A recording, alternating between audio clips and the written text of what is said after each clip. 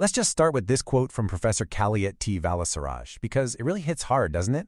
It frames our whole relationship with the planet, not just as a science problem, but as a test of our own character. So today, we're going to see the world through a pretty unique perspective. We're talking about a scientist who also has the soul of an artist, and he uses that combination to explore the absolutely amazing world of birds. And the man at the center of it all is Professor Valasaraj. Now, by trade, he's a chemical engineer who has spent his life deep in complex research. But his real passion? It comes alive when he's behind a camera, focused on the incredible birds that share our world. So, you have to wonder, right? A chemical engineer and a bird photographer. How do those two things even go together? Well, let's dive into how this life of hard science and this deep love for art actually fuel each other. You can really see his life as these two parallel paths. On one side, you've got this incredible 38-year career at LSU researching how chemicals impact our environment, and on the other, a love for photography that started way back in grad school. It became his way of capturing the beauty of the very same environment he was studying. See? They're not separate worlds at all. They're really just two sides of the same coin. And this wasn't some hobby he just picked up later in life. Nope. This goes all the way back to his childhood in Kerala, India. A place literally nicknamed God's own country because its biodiversity is just off the charts. Growing up surrounded by all that life, that's where the first little spark of curiosity about birds really ignited. Okay, so that childhood fascination, it totally blossomed into a lifelong quest. Now, let's get into the adventure of it all, the absolute thrill of searching for and finding some of the most spectacular birds on the planet. You know how it is. Every enthusiast has a favorite, that one that just gets them. For Professor Valasaraj, it's this little migratory wonder called the painted bunting. So, what's the big deal with this one bird? Well, he describes it as a piece of living art. He says the 9+ colors on this bird are so incredible they really remind you of some paintings. It's just this explosion of color that makes its way from Central America all the way to Louisiana every single summer. Just amazing. But sometimes, a sighting is all about the adventure it took to get there.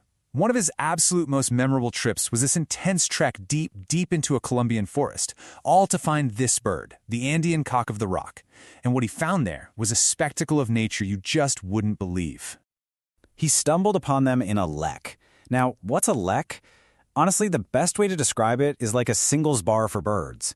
It's this traditional spot where all the males get together and put on these wild competitive shows to try and impress the females.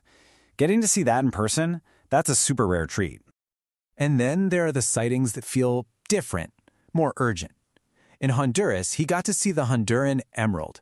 And this isn't just any hummingbird. It's a near-threatened species, and it only exists in 2 very specific, very fragile places in the entire country. So seeing one isn't just a thrill, it's a powerful, maybe even a little heartbreaking reminder of everything we stand to lose. But it's not always about tracking down the rarest bird. Sometimes the most jaw-dropping moments happen when you just stop and watch the secret little dramas of nature playing out right in front of you. He saw one of these dramas unfold, and it was a total David versus Goliath situation. So picture this. A huge bird of prey, a crested caracara, is getting way too close to a nest. All of a sudden, this tiny little scissor-tailed flycatcher, a fraction of the predator's size, just launches itself into a fearless attack, dive-bombing the big guy over and over until it finally gives up and flies away. It's just pure, raw courage. And here's the really cool part. You don't need to be in some remote jungle to see this stuff. He saw almost the exact same thing happen right near his house, with a couple of mockingbirds ganging up to chase off a much bigger crow. Nature's theater is everywhere. You just have to look. Which brings us to a really important idea, that powerful link between what we do in our own little space and how it affects the entire planet. Let's look at how actions in the backyard can scale all the way up to the biosphere. See, Professor Valasaraj doesn't just go out looking for birds, he brings them to him. He's planted trees, put up feeders, a water fountain. He's basically turned his own yard into this thriving little ecosystem. And, as he calls it, his own personal photography studio. And this right here is where his two worlds just perfectly click together. His photography isn't just for pretty pictures, it became a way to document the anthropogenic effects on birds. And that's really just a scientific way of saying the impact caused by us, by humans. The birds become this beautiful, living, and sometimes fragile barometer of how we're treating the planet. So, if you're listening to this and feeling inspired, he has some concrete advice. He throws his support behind these organizations. They're the ones doing the hard work of research, conservation, and fighting for these birds. They're a fantastic place to start if you want to get involved. All right, for this last part, let's get a little more philosophical. After a lifetime of this, what are the bigger questions, the bigger dreams that a passion like this stirs up? Well, even after you've seen thousands of birds, there's always that one you're still dreaming of.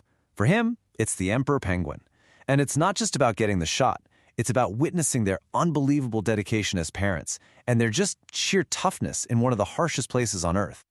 And how about this for a thought experiment? If he could be any bird for just one day, he'd pick a hummingbird. Can you even imagine that?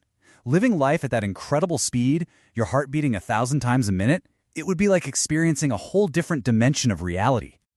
But this is the thought that really sticks with you. If he could actually talk to a bird, his question is both profound and absolutely haunting. It just forces you to see us from their perspective, from above, and really face what we're doing. It's a question that just hangs in the air, you know? What do you think a bird would say?